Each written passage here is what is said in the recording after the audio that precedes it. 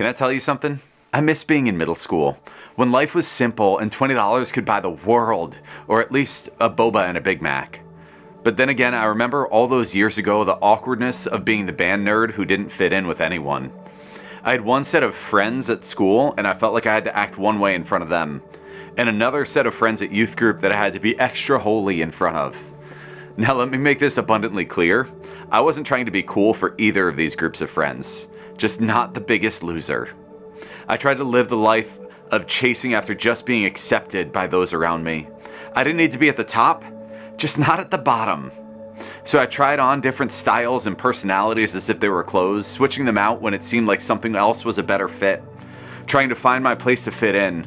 I tried on being an athlete, but I wasn't fast enough or strong enough, even though I really was good at riding the bench. I tried on being a musician, and I did great until the other trombone players discovered this thing called practice, and I couldn't find my place to fit in. I found myself wanting what other people had. I wanted to stand out somewhere, to be exceptional, to find my place in the world. And try as I might, nothing seemed to fit. I found myself growing envious of the athletes, the musicians, and even my nerdy friends who were in all the gifted and AP classes. Why couldn't I have what they had? The grades, the talent, the admiration. And had I continued down that path, I would have become like the little old lady who swallowed a fly. I would have kept chasing the next big thing that would deliver me from mediocrity, from being overlooked, the chubby trombone-playing Boy Scout. Have you been there? Maybe you're not a chubby trombone-playing Boy Scout, but you've lived your life being aggressively mediocre and yet longing to stand out. Maybe like me, you've been at church longer than you can remember, and you've heard time after time that God has a plan for you, and yet you find yourself wondering what in the world that could possibly be. And what in the world the creator of the universe could possibly have created you for, when everyone around you is so much smarter, faster, prettier, and so much better at everything than you are. Maybe you've caught yourself doom scrolling on someone else's social media, wishing you had as many followers as them, wishing you were as pretty as them, or could come up with clever things to say just like them. And it's easy to look at other people's lives and wonder, why them and not me? And it's not a far leap from that to, I want what they have. But what if they're looking at your life with the same question? There's something that seems to be intrinsic to all of us. We want what we don't have. And because we want what we don't have, we do stupid things to get things that we think will make us happy. We chase after more and better, hoping that stuff, status, or praise from that person or that group will get us to where we want to be. But guess what? More stuff, more responsibilities, and more recognition will only leave you with more of what you already have. If you're already miserable, you'll only be more miserable with more stuff. But if you learn the secret of being content with what you have now, you'll have superpowers because you can learn to be content with anything. In two very different books of the Bible, we see a beautiful contrast between having everything and having nothing. One book is written by a man who has everything the world could offer. He's filthy rich, the wisest man around. He's got all the power anyone could dream of, and he's winning by every earthly standard. And yet he comes to the conclusion that everything is meaningless. The other book is written by a man who used to be well respected with power, prestige, and influence. But by the time he's writing this, the tables have been turned against him, and he's on the wrong side of power. In fact, he's been imprisoned for teaching about Jesus, and yet the overwhelming theme of the book is joy. How is it possible that a king is miserable when a prisoner has joy?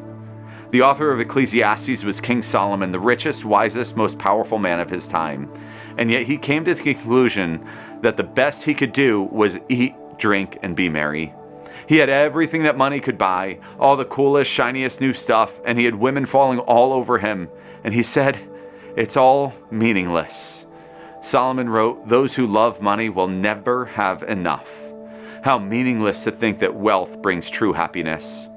People who work hard sleep well, whether they eat little or much, but the rich seldom get a good night's sleep.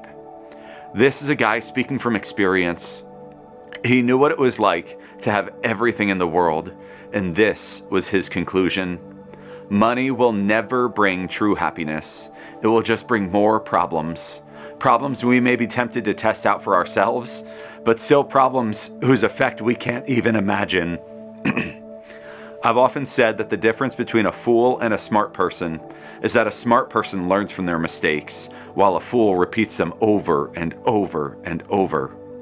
But I'd take that up one more level and say that a truly wise person learns from someone else's mistakes.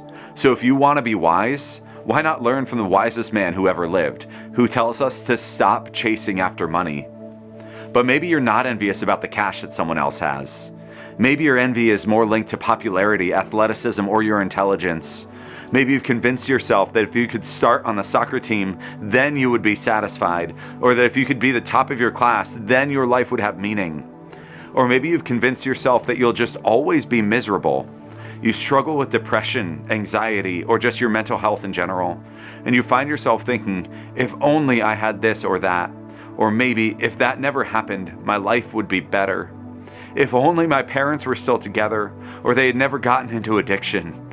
If only that person were still here. If onlys will always leave you wanting. When they're solved, the next problem is around the corner, because the truth is, every solution creates a problem.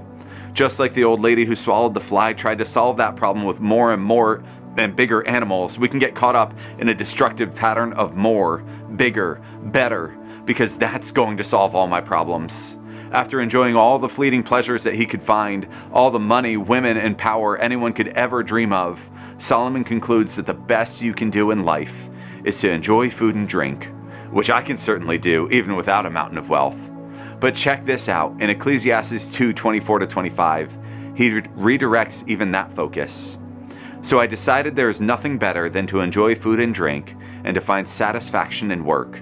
Then I realized that these pleasures are from the hand of God. For who can eat or enjoy anything apart from him? As my friend Forrest Frank would say, he had searched the world till his head hurt and realized that God's way is better. There is nothing in this world that will satisfy apart from God. He is the giver of every good and perfect gift. So enjoy what you have. Enjoy what God has given you. Envy is wanting what someone else has so much that you forget all the good stuff that you have. And if you're not convinced that you have anything good in your life, take a look at Paul. He's the author of the second book we're looking at, the book of Philippians, who is in prison for doing the right thing, telling people about Jesus. He had everything taken away from him, his friends, his power, and prestige. And he had gone through just about every miserable circumstance you've never thought of. He lists just some of those in 2 Corinthians 11:23-27. I have worked harder, been put in prison more often, been whipped times without number, and faced death again and again. 5 different times the Jewish leaders gave me 39 lashes. 3 times I was beaten with rods. Once I was stoned. 3 times I was shipwrecked. Once I spent a whole night and day adrift at sea. I have traveled on many long journeys. I have faced danger from rivers and from robbers. I have faced danger from my own people, the Jews, as well as from the Gentiles.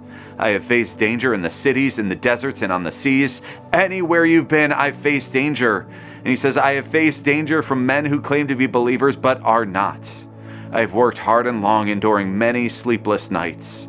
I have been hungry and thirsty and have often gone without food. I have shivered in the cold without enough clothing to keep me warm.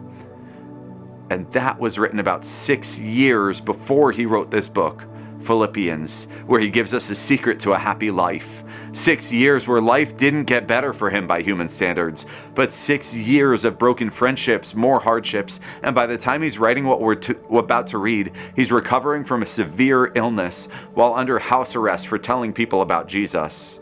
Since they didn't have fancy ankle monitors back then, the old-fashioned version of house arrest meant that there was a Roman guard likely constantly chained to him. While he was free to have visitors and stay in his own rented home, it was with the constant reminder that he was not a free man. It was like being in a Mr. Beast social experiment, but instead of the possibility of winning $1 million, Paul's most likely conclusion was execution. It's in this setting, though, that Paul writes, I have learned how to be content with whatever I have. I know how to live on almost nothing or with everything. I have learned the secret of living in every situation, whether it is with a full stomach or empty, with plenty or little. Okay, Paul, what's the secret? Your life has been miserable. You had a great life, and then you lost everything and you got beat up, broken, and bruised on the way down. Now you're telling me from the bottom of the pit that you're in that you know how to be content? Well, here's the secret. For I can do everything through Christ who gives me strength. This is one of the most misquoted verses in all of the Bible. This isn't saying that if I really believe in Jesus, I can fly or a football team will win. What Paul is saying here is that more and better stuff doesn't change anything. Jesus changes everything. Because Paul knew Jesus, nothing else mattered. In fact, he'll write elsewhere that he considers everything garbage compared to knowing Jesus. He would give up everything if that meant taking one step closer to Jesus. Would you?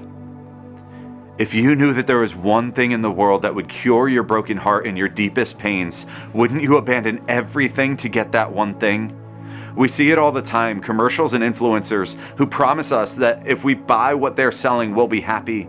But if the richest man in the world wasn't happy with all of his stuff, why would we be so foolish? The question we come down to is, how do we cure envy?